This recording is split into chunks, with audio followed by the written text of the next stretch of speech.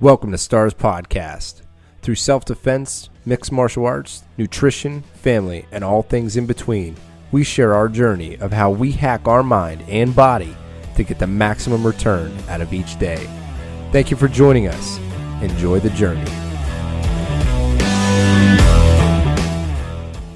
This episode is brought to you by FuzzyMonkeyCoffee.com. You may think you are drinking good coffee, but are you really? Fuzzy Monkey Coffee Company challenges you to buy a bag of our specialty fresh roasted coffee with an exclusive Stars Podcast discount. Visit FuzzyMonkeyCoffee.com and enter STARS POD15 at checkout to get 15% off any bag of coffee or single serve pods. Our light, medium, and dark roasts from all over the world will suit anyone's taste buds. Visit www.fuzzymonkeycoffee.com and enter STARS POD15 at checkout to get 15% off any bag of coffee or single serve pods. My personal favorite is Squirrel Monkey. It's a little bit of a lighter roast and is perfect for the mornings. I just took a couple weeks off because we were on vacation, and I was like, Great. I took the computer with me and I was going to do it, but I ended up just like, you know what? No, we're not Yeah. going to do this because In- it's a lot. In 20 years, I think you would have looked back and said, yeah, I'm glad I went on vacation. You know, in 20 years, you're not going to look back and be like, man, I wish I would have recorded more podcasts on vacation. Yeah. And that's, you know what? We talked last Saturday at the on the Veefriend's like morning show, and it was about dedication, and something that I said, it like keeps resonating in my head, which Mhm. was like, you're not obligated to ever do anything that's outside of what you're dedicated to. Like if you're dedicated to whatever you're dedicated to drives action, and Yeah.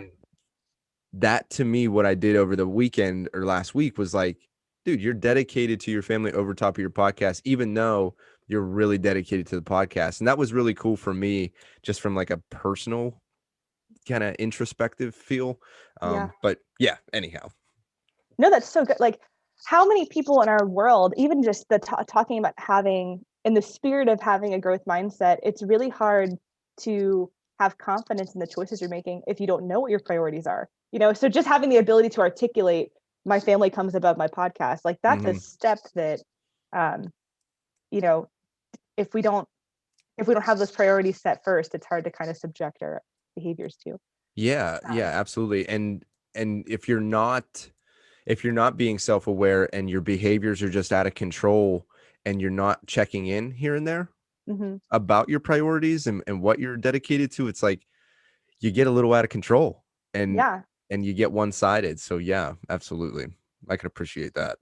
That was one of the biggest motivators for me. So we got connected because of Alyssa, and I know that we were on the Clubhouse, and I kind of shared a little bit about my weight loss journey.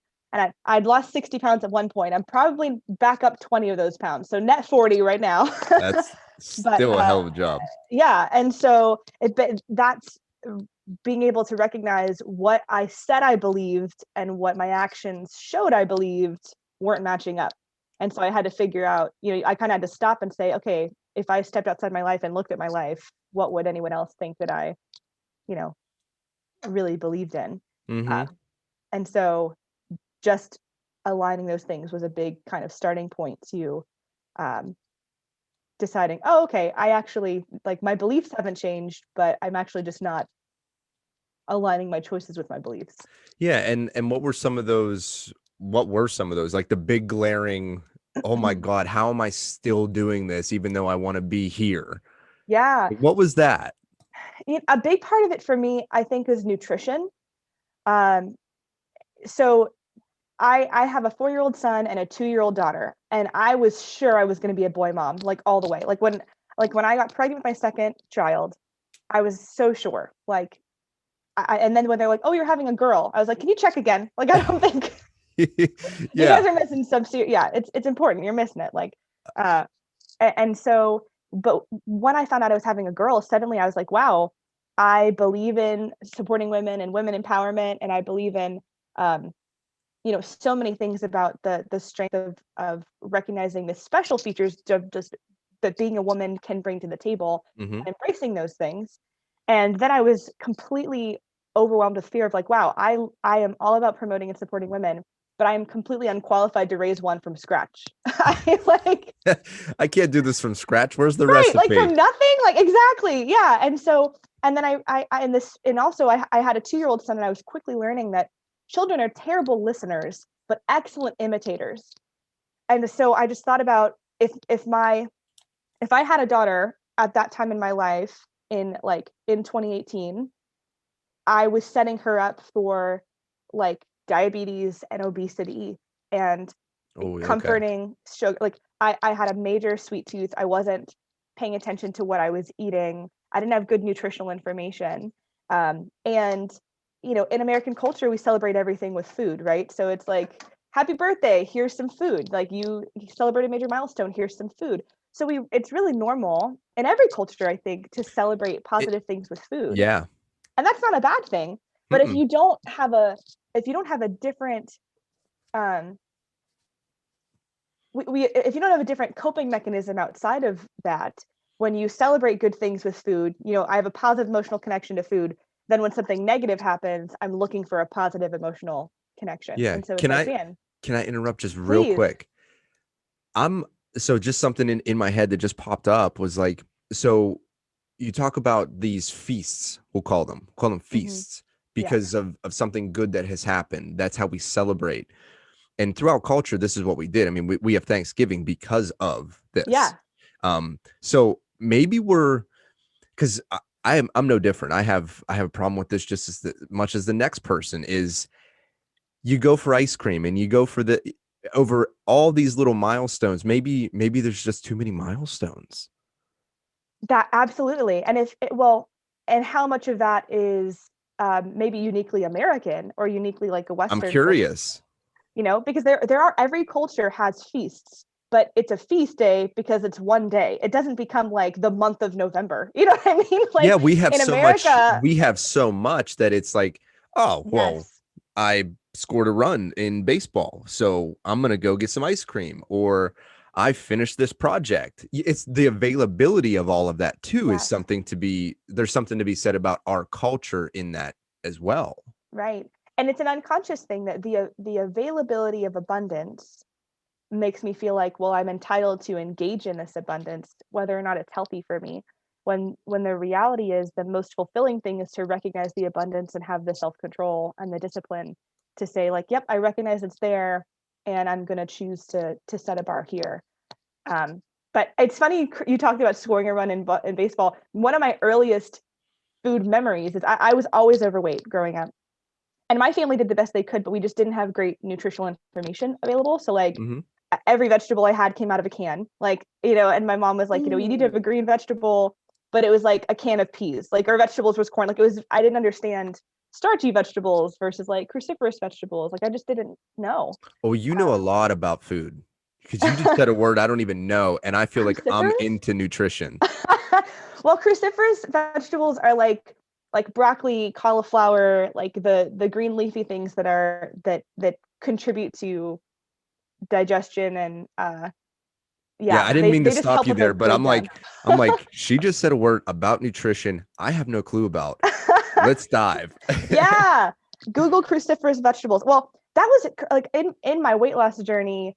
I was eating probably like the 3 to 5 pounds of spinach from Costco in a week. Like that was every meal was 2 handfuls of spinach, um, just because it was like 20 calories, but it Yeah. it added a lot to contribute to digestion. So anyway, yeah, cruciferous vegetables Yeah. worth a But let's Google. circle back because I want to hear about the early memory of food. Yes. So I was overweight my whole life. And I was 6 years old in first grade, and my parents enrolled me in soccer, right? Because you're trying to, I know you have a daughter, like there's, you're trying to figure out what's their thing, right? What's their thing? What's their thing? And so my parents tried soccer. Spoiler alert, not my thing. But I'm now married to a Brazilian, so I'm like inheriting soccer, So this weekend was my kids have no fantastic hope. for you. Oh my gosh. Yeah. Yeah. We Or still not. watched Italy and England yesterday. Like we watched it, but no, everyone's like, eh. Right. It's like um, when your team, yeah, I get it. yeah, it's like I'll finish it, but it's just because it's on. Hmm. Yeah. So we enrolled me in soccer. I did one season of soccer, but here's the thing: anytime our team won or tied a game, we would go to this 50s style diner and I would get a chocolate Coke afterwards. And I remember it. Have you ever had a chocolate Coke, like chocolate syrup and Coke before? Mm-mm. It tastes like a carbonated Tootsie Roll. Ooh. Yeah, it's weird, but that's what I remembered. And I Okay. remember being motivated to try and play soccer because I wanted this drink afterwards. Like it Mm-hmm. had nothing to do with the game. I just associated that. But Yeah. I was terrible. If I could paint a picture for you, just imagine like beautiful fresh cut grass, sunny July morning in Florida, and still wet because it's like 9 a.m, and then the soccer ball kind of rolls across the field, and then there's just like 15 kids in jerseys chasing after the ball, and then there's like me like trying to catch up with everybody, like significantly heavier, like I had a butterball Yes. frame, and that was it. Like that was Saturday mornings was and I didn't associate sports with all the positive things that most people associate it with. For me, it tied back to when this is over, I get a comforting food. Mm-hmm. And so as I was trying to figure out and find my motivation, so going back to my daughter, I just realized like a lot of my life I'd been dealing with, instead of dealing with trauma in a healthy way. I mean, everybody has pain, and we all have natural coping mechanisms that we've used our whole life that we gravitate towards. And when you're young, if you think about it like a small puppy dog, you can keep that thing on a leash and you can control it. But then when it's full grown and you're full grown, suddenly that dog is walking you Oh more yeah. than you're walking it. And I just realized that I needed to deal with some of the pain in my heart, so I had the strength to choose healthier coping mechanisms, so that way I could model behavior for my daughter. One day, 25 years from now, when she has a child and she's saying, "Mom, how do you deal with sleeplessness? How do you navigate, your career and raising a child, and then also your health? Like, how did you do this when I was little?" I want to be able to tell her wisdom from what I did right, not mistakes from what I did wrong. Mm-hmm. And that was a huge motivator because I felt like I was trying to acquire nutritional information and model behavior that they could emulate and not have to avoid later, Mm-hmm. if that makes sense. No, it makes total sense. And so that change in behavior is obviously stemming from, your relationship there with food and the nutritional information. So like you almost feel like you were shortchanged a bit because you didn't have those pieces of education in your life. So to provide those for your kids, it's just like nobody's to blame. I don't know if there's anybody to blame, but your parents try and do the best they can, and then you just step up from there. It's just the evolution of it all. So I applaud you for taking the effort and seeing nutrition as something that is vital to everybody's well-being. Yeah. I've heard people say like abs are made in the kitchen and revealed in the gym. Ooh, you know, yeah. you actually, and that stuck with me. Like abs are made in the kitchen. They're made by what you choose Hmm. And you to hear eat. it all the time about these, any type of diet or workout regimen is that's why all the workout regimens work as long as you eat right. Yeah, Like I, they I I all really work. believe that almost any platform works if you stick with it, and it's finding one that you can Yeah. stick with. You know, calorie deficit, but body composition change too, right? That's another thing. Is like, do you just want to lose weight? Because most people don't just want to lose weight. Like, you actually want your body to look better. Like, you want to look better without any clothes on. That's really the ultimate goal, Yeah. and the That's scale what is somebody said to secondary. me the other day. You just want to look better naked. That's it. Right. Like That's that's what it. we're all after. And even that too, like shifting the mindset from, there was a part on my journey when I was doing keto, and it was really successful for me in the beginning. I lost like 13 pounds in 5 weeks, but 5 pounds of that was muscle, Hmm. because I had, if I was just going by the scale, I would have been really happy and I looked really lean. But when I went and I did the full body scan at my gym, they're like, "Hey, so you're actually probably not eating enough. Like, your body is, It's eating it's itself. counterintuitive exactly for what you want to accomplish." Hmm. And so, um, yeah, but even that too, the nutritional information available to our parents was very different than what it is today. It was Oh, like my oh plate. It was like yeah. half your plate needs to be wheat or like starchy, you know, Yeah. grains. I think about that. I think about that food chart all the time. And Yeah, I, I the and I think, triangle. yeah, and I think about it in terms of what, because I'm a marketing sales, like that's my mind goes marketing and sales. So how do I sell the crop that we sell the most of? Let's put it at the bottom of the pyramid. You need the most of it. 100%. Let's okay, so that's pretty easy. And then what's the most expensive stuff? The meat and the dairy and all that stuff. Put that at the top because that's really expensive Mm. to make, and we don't want to sell a ton of that, but we want to sell some of it. So it's got to be on there. I think of it in that respect, and then also just the calories that you're supposed to be eating is from a World War II ration era. And we're using Right? and we're using that when I can literally order fast food on my phone. Like we're Yep. still using that pyramid. I'm like, Y- come on, guys. Well, and so along the same thing, talking about body mass index, right, which is a huge measure, And which is but a newer measurement, yeah? but body mass index was not designed for a female body. You know what I mean? Like they just kind Oh of took no, the I male didn't know that. measurement and then like adjusted it for women. But there's a certain fat percentage that, especially if you're like in childbearing years, that a woman like has to maintain. So there's Do you know what that is? Not that you're like professional, whatever, but I'm sure you've researched it. you know I If not, I don't want to put you on the spot. I don't know off the top of my head, but I know a lot of Because Ben Greenfield has said that before too. Because he, he does like the or no, Peter Attia, Dr. Peter Attia said that. And because they do strict keto for their clients, yeah. and a lot of the time people have a concern about the baby and whatnot. And he said that as long as they maintain this certain percentage of fat, that they're fine. So I was just curious because I Yeah. don't remember. Well, I mean, and I did keto while I was still nursing. And I think that was part of why it was so successful, because the high fat diet's actually great for, like what babies Yeah. are living off of in the beginning. They're nursing all the time. So high fat for a brand new baby is probably okay. Mm-hmm. Um, And the but colostrum or whatever is very high in the high fat diets. that's exactly. So there were some benefits to me in that season of life, but I am no longer in that season. So I'm trying to figure out what's next. Yeah. Because Well, I've go done ahead. the well, macros. Like I've done the high protein, moderate, Mm-hmm. like high protein, moderate fat, low carb. I've done the high protein, moderate carb, low fat. I lost the most weight on high protein, moderate carb, low fat. And then I've done the high fat, moderate protein or moderate high carb, moderate fat, low protein, and that was basically vegan. Like what I did, I went vegan for a few months earlier this year, Mm-hmm. and that wasn't as hard as I thought it would be. But body composition wise, it changes, right? The scale didn't move at all, but my body composition changed a lot Yeah, on a high carb. how so on the high carb, like I a just I vegan type diet? Yeah, well, so I will say that I started doing I went vegan for Lent, and then I got into a car accident. So and I broke a bone in my hand, and I had some back issues, so I wasn't able to work out for like 3 months. So maybe Mm, that also contributed to that. I that's the think that's also, worst.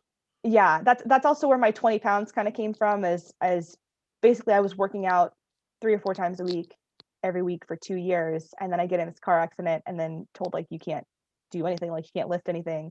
Yeah. um, and then and then I developed back pain a few days later, so I was in physical therapy. um, so I don't know if it's the vegan diet or my lack of movement while on a vegan diet that contributed to that. So it's probably, there's more than one variable there, but Sure. Yeah, yeah, don't ever change two variables in the scientific experiment at the same time. exactly, yeah. Uh-huh. That's it. That's exactly it. So yeah, I had more than one variable, so I might be attributing it to the wrong thing, but I really enjoyed eating vegan.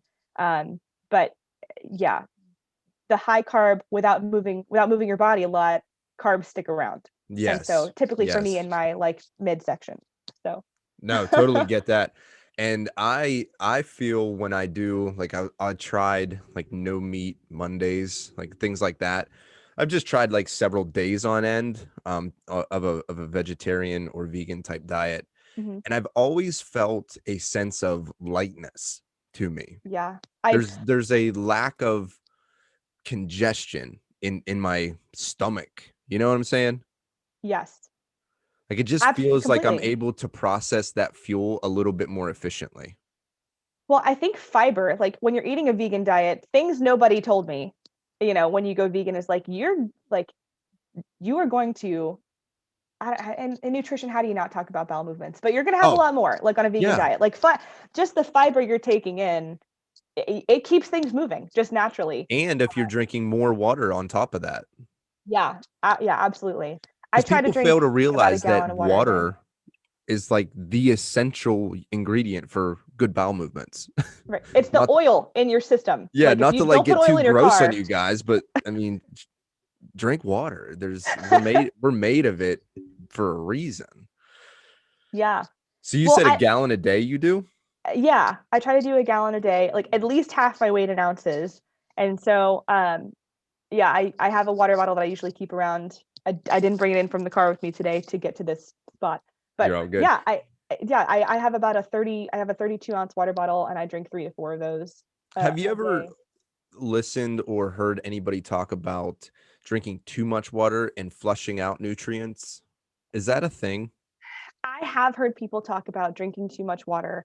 From what I understand, eh, it would have to be really, really intensive. Now, I have also heard about your body not absorbing the water as well because, all water is tea at this point, right? Like everything that comes out of the tap has been here for a long time. It's been through a lot. It's been processed through a lot. Even if it's gone through, a water treatment facility or whatever, spring water is probably the closest thing to Wild water. wild water that you're getting. Everything else is gone. It's been through a lot. Water's been through a lot by the time it gets to you. And so um I have heard of people not absorbing as much water as usual. So they would say, just put a little bit of like Himalayan sea salt or a little bit of lemon in your water. And that's why people put lemon in their water, is it helps with the absorption of The absorption, yeah. a little bit better than dealing with people.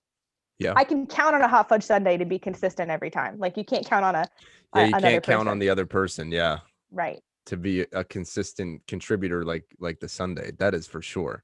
Yeah. For better or for worse. Right. And so yeah, So how choosing did you connection start over to addiction is navigate hard. those waters? Like because you do have to start repairing relationships, but at that point, like so let me back up. So at that point, you end up becoming a different mentality. You needed to find Yes. new coping skills. So you became this woke walrus at that point. Yeah. Like, is that where the name starts to come from? So it doesn't actually. So where's I was that? so the woke walrus token. Um I I followed Gary Vaynerchuk for a few years. So actually, okay, can we take the scenic route on this one? Let's take I'd the love scenic to. route. Okay. When I thought about how do I go about losing weight, I had no idea how to. But what I do know is I started to follow people who had done it. I started to find people on, literally I created an Instagram, and I started following people who were in a similar place on their weight loss journey as I was. And I just found people who were doing it, and I was watching them and gaining motivation to do what they were doing. If you want to change your output, you got to change your input. And so when I started putting things in front of my face that were related to positive nutrition, health journeys, like things that were positive and optimistic and motivating a bit, and that's where Gary Vaynerchuk kind of came in to place as well around 2018. When you put those things in front of you, into your body, it changes what you want to be able to produce and output. And I think it gives you the ability to produce new things too, like garbage in, garbage out, Yeah, kind I of always what's the talk antithesis about of that. I talk about media diet all the time. Like, what's your That is media diet? so good. Like, what Yes. is it? Just like the food pyramid, the exact same thing it needs to be made for your media diet. Like, what are you putting in? Because you're Yes. on your phone. I know it. I am. Yep. So what are you watching? That Absolutely. it affects you, and I'm glad that you brought it up because more people need to hear that. Well, and I think a lot of people are saying, man, I have this goal and I have no idea where to start and I just don't have the motivation. Well, I would say, like, if I couldn't change my physical diet, start with your media diet. Like, find something that looks like what you want to do and just watch it. Like, just change the channel. Change the channel. Like, the TV's on, Mm. change the channel, you know? because that is so much more approachable and accessible to people. Just start there. Just start by changing the channel and what you're watching. And Hmm. so that was motivating for me. The whole thing with the Woke Walrus is I joined the Discord and Veefriends community really early, and I was engaging in the clubhouse pretty early on. And um, it was May 25th, actually. I remember the day. It was May 25th, and I'd gotten to know a few people that were in the room. Rob, like I Run Pro, and Bryce, obviously, who was there from the beginning. Post, Vinny Hmm. was there in the clubhouse, and there are a lot of people just kind of talking about how they had already gotten their character at that point, and I was just excited to be part of the process. But you know, my family and we've been saving up for a house, and so our priorities have been a little bit different. We've been in a like 1,000 square foot condo for the last 5 years, Oh my and my husband goodness. and I are working from home, and so it's just been a lot in a small space. But we've just been committed to let's save our pennies, just save like keep contributing. So um, we finally saved up enough for a down payment for our house, and we signed our binder contract in February, and it's so anyway, on May 25th, I was in the clubhouse room, and Rob, I Run Pro, just kind of stopped and said, Brooklyn, do you have your token yet? And I was like, no, like not yet. I'm supportive of everything. I'm a big believer, but just financially, I have to have my priorities in another place right now. Yeah. Um, and Rob is like, well, like what can we do to make that happen? And people in the clubhouse were like, I can send you ETH to be able to help you get it, because the floor on some of those characters at the time was like, 0.5, 0.75. And I was like, I have gas. Like I can pay for gas. Yeah. That's what I've got in my wallet.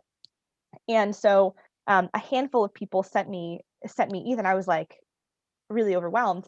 And Post was like, okay, Brooklyn, I've got a friend. I need to do some swaps. Like, just send me what you have and we'll make it happen. And so that was how I got the Woke Walrus character. Was Vinny sent it over to me, and I'm just like, I am gonna rep this and embrace it, and I believe everything happens for a reason. Yes. And um, so yeah, that's how I got my token.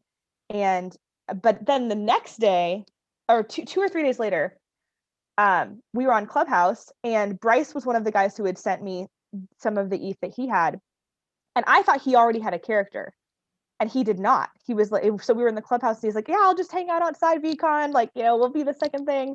So I got the opportunity on the clubhouse to say, so I want everybody here to know that Bryce helped me to get a character and he didn't have one. And then it was like the same thing. So I think I was the very first person to be crowdfunded a VFriends token. Hmm. And then I think Bryce was the second person to be crowdfunded a VFriends token. And it kind of like grew from It there. started a thing. It did, and I didn't mean to. I didn't know it was happening, but I was weeping, like seeing this pop up, and just I still can't believe that people who were strangers saw something worth investing in me just from Right. conversations in a clubhouse. And so now I've been such a recipient of something so beautiful. I am really committed to trying to give more than I received and really showing up in the best way possible. And I'm still trying to figure out how to do that, because it's like I do have a full-time career and I've got 2 young kids, and I'm trying to Yeah. like Of course. it's Well, hard. It's tough to so let find the me just balance. say that I love your NFT project, the hand spun by Brooklyn, and the fact that you sent one to Beyonce. Yeah. Well, so I sent it to Jay-Z. So you sent it to Jay-Z. Yeah, okay. All right, yeah. So a few weeks ago, there was a big thing on Twitter, because I had not used Twitter in a minute, but that's huge in the NFT space. I really think like staying on the front of everything that's happening. I'm learning on the job. I'm not an expert at all, but I'm ankle deep in learning that Twitter is the place. Like if you want to find out what's dropping, that's where you want to find it out. And so CryptoPunks, one of the OG NFT projects, um, Jay-Z had changed his avatar on his social media profiles to be a CryptoPunk. So then immediately the internet's like, did he just buy one? Is he part of his community? And people did some rabbit hole research and found no, like they found the wallet where the CryptoPunk that was his avatar was. And it was purchased in April, but he just hadn't changed his avatar until then. But you have the public wallet address. So within like 10 minutes, anybody can send anything to that address. But I knew Yeah. that people were searching for it. So I very quickly got on and designed a Beyonce pottery piece because that's what my NFT project is. So it's very curvy and purple. Mm-hmm. And I sent it to his wallet. And so I love it. so I've designed a pottery piece that's in Jay-Z's wallet right So now as we why sit. pottery? So I was looking for a creative outlet, and honestly, I think I have a huge fear of failure. I wanted a creative outlet. I am not an expert in graphic design at all. And so I just did some research on what are some things that are creative outlets. I've always wanted to do like pottery in real life, but I was like, if I made these, I could make pots in real life and sell them. And I don't think I would make what I'm making in a digital universe, as Mm-hmm. quickly. So essentially, after I got my woke walrus, I wanted to figure out how can I contribute to other people's projects as they're taking off. And so I found an app that I partner with, and I haven't shared it with because don't want my project to be replicated. But Yeah. I'm working with this group, and I essentially the whole thing is they have like templates and things you can use that they own. But if you don't use any of those things and you start from scratch, which is what I do, then you're able to sell like they have like templates for shapes and templates for patterns. And if you don't use any of those things, then they're like, all right, this is completely yours to do what you want with. So so I started that because I was trying to find the fastest way to create a project and launch something. I didn't see anybody else doing that. I thought about how, the future of collectible art, I believe, is digital. And pottery, you go into any museum in the world and there's pottery from different civilizations. And I just hadn't seen that in any NFT space. There's Mm-hmm. a lot of projects are really similar. And so that was kind of where I was like, okay, what can I do to replicate something similar to what you would see in a museum, but on this scale? And so I also love that I can create it in an MP4 format where you can see the three-dimensional piece without having to like just have it be a picture. Absolutely. So the hand spun by Brooklyn right now, those are rookie cards. So get your rookie cards because it's going to the moon. Thank you Love for it. joining me today. And where can people find you? Where do you want them to go to check out your stuff? Well, if you want to follow my fitness and weight loss journey on Instagram, that's Work at Mama B. At Work at Mama MAMAB. And my NFT project is on OpenSea under Handspun by Brooklyn, and I also have an Instagram and Twitter account for that as well. So Handspun by B on Instagram, and I think it's just Spun by on Twitter because of character availability. Gotcha. Yeah. I'm also on LinkedIn. I know like Alyssa and I connected on LinkedIn. I'm in human resources as a professional. So the other value I can add, if anybody is networking, looking for a role, if you need somebody to look at your resume, want a mock interview, you want tips on how do I actually land that, for anyone that's in a season of life where they're still in corporate America, like they're still on that hustle while they're figuring out what to do. I think I can offer some support there. And so just Brooklyn Stabile on LinkedIn, send me a connection and I'm happy to offer any support that I can to set people up to win. Absolutely. And I'm sure if anybody's listening to this and they've heard your story so far, they know that is the absolute truth. So thank you so much, Brooklyn. I appreciate you being on, and I'll check you out here on that Handspun by Brooklyn. I need to get one of those. Love it. Yeah. Reach out. Let me know which one you like. We'll All make it right. happen. Sounds good. Thanks, Ron. We'll talk soon. I appreciate you. Yeah, of course. As always, guys, enjoy the journey. Take care. Thank you so much for sticking around until the very end. If you wouldn't mind, please leave us a review and rate us wherever you have downloaded this podcast from. If you found any value in it, please put that in your comment. We'd love to hear back from you. Also, if you haven't done this yet, please subscribe to our YouTube channel. Please follow us on Instagram, stars_podcast, and definitely get in our Discord. That's where all things are happening. So the VIP access tokens are happening there. We are also launching information about new projects in that Discord. So again, follow the Discord, follow the YouTube channel, and follow us on Instagram. Those are the places that we're going to be dropping the most information. Thank you guys so much. Again, leave us a review if you can. If not, we'll see you next time. And as always, enjoy the journey.